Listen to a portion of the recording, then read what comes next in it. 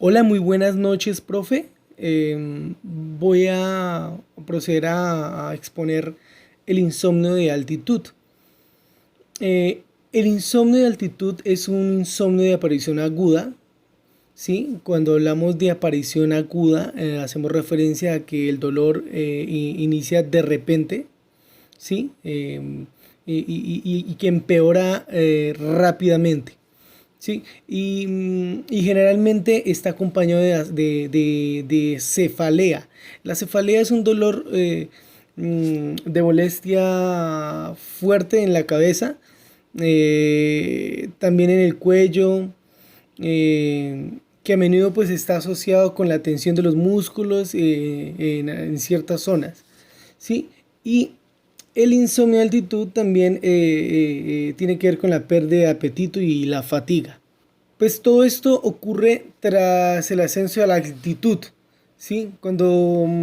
Eso se asemeja cuando hay escaladores o personas pues que van a expediciones y se quedan por bastante tiempo en las montañas bien altas. Estos síntomas pues de la insomnio de altitud aparecen generalmente cuando ya han pasado 3 días en esas montañas, y después también pueden aparecer alteraciones respiratorias, y eso hace pues que disminuya el oxígeno, que también se relaciona con la dificultad de iniciar o mantener el sueño también. Bueno, esas alteraciones del sueño también aparecen generalmente en las altitudes mayores de 4000 metros. Hay unos grupos que les apasiona hacer este tipo de expediciones sin importar la altura y eso que implica problemas para dormir, ¿no? Eh, en esas condiciones ambientales tan duras, y que pues le rodea el frío, le rodea muchas veces también la falta de oxigenación en los pulmones. Influye mucho el sueño, que es el tema primordial en esta exposición. El sueño hasta el punto de que pues modifica los patrones para dormir, para poder conciliar el sueño. Esos patrones a veces los modifica. También la exposición al calor también puede ocasionar esto.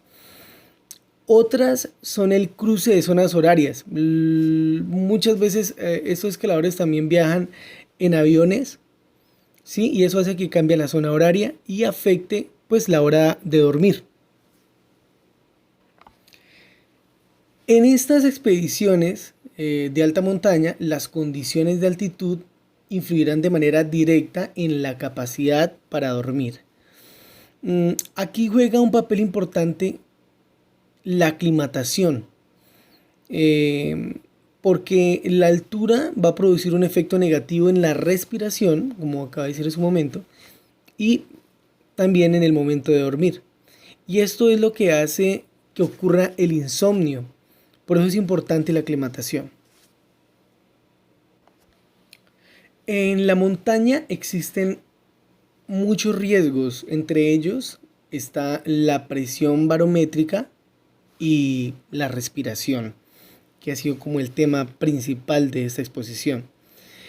La presión barométrica es el valor de presión atmosférica que se mide en un punto cualquiera, ¿no? Por encima del nivel del mar.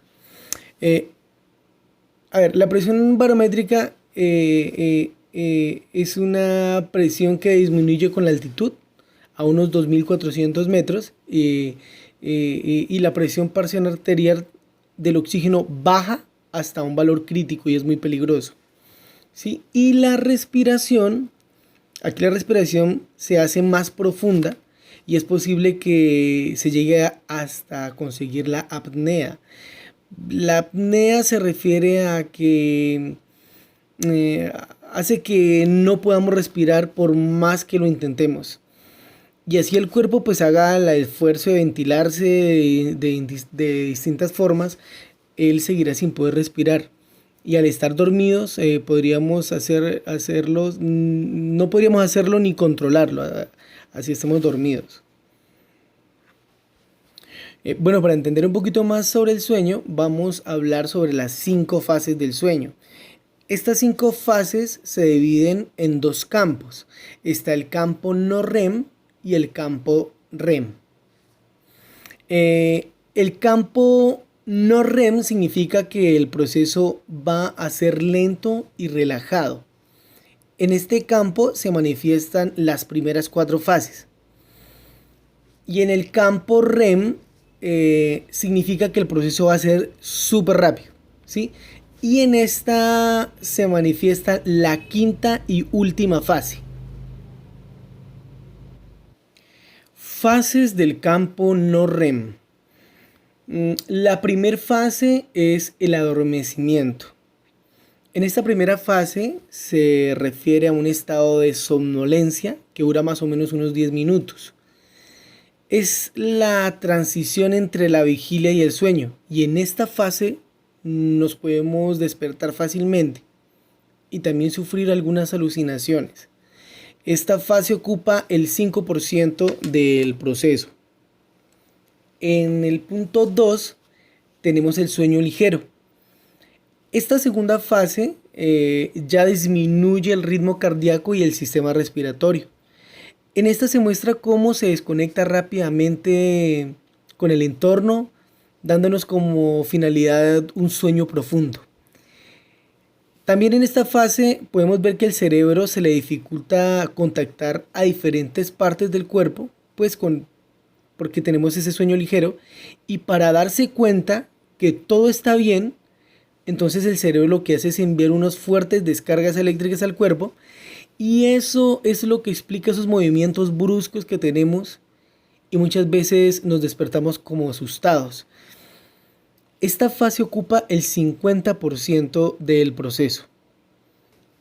En el tercer punto tenemos el sueño de transición, que como su nombre lo indica es una pequeña transición que dura más o menos unos 3 minutos para el paso al cuarto punto, que es el sueño profundo delta.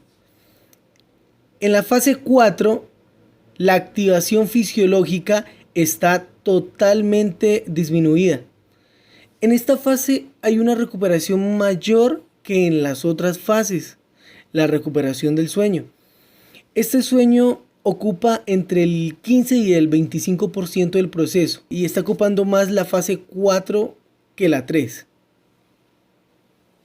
Fases del campo REM. Como lo habíamos dicho anteriormente, esta es la quinta y última fase. Esta fase ocupa el 20% del proceso y aquí el cerebro está muy activado. Tenemos mucho movimiento en los ojos y exclusivamente en los párpados. Esta es una fase donde soñamos y cantamos toda la información que hemos ido almacenando en el cerebro. En esta fase entra a jugar un papel importante la amígdala, porque controla las emociones y sentimientos, y es por eso la increíble realidad en estos sueños. La corteza prefrontal también juega otro papel importante, pero en esta fase aparece totalmente inactiva. La corteza prefrontal en estos momentos es el que toma las decisiones y acciones lógicas. Y por último podemos decir que las generaciones también juegan un papel importante, porque algunas se quedan en algunas fases y otras generaciones en otras fases. Por ejemplo, los niños pasan el 50% en la fase REM. Los adultos siempre están en la fase 2. Pero los ancianos apenas pasan por la fase REM. Muchísimas gracias, profe. Feliz noche.